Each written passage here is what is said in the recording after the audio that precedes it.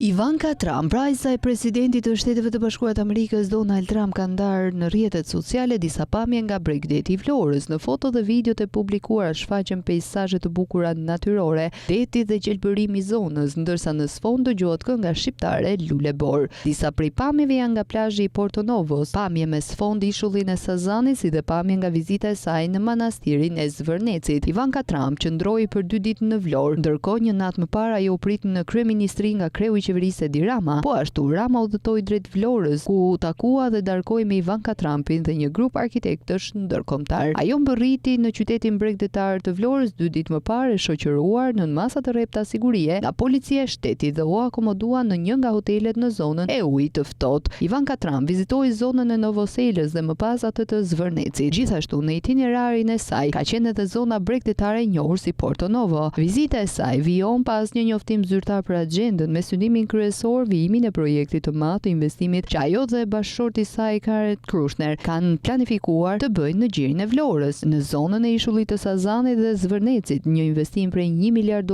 për një resort turistik elitar në këtë zonë. Ivanka Trump ka qenë disa herë në Shqipëri në gjirin e Vlorës, të cilin e ka vizituar edhe duke udhëtuar me helikopter.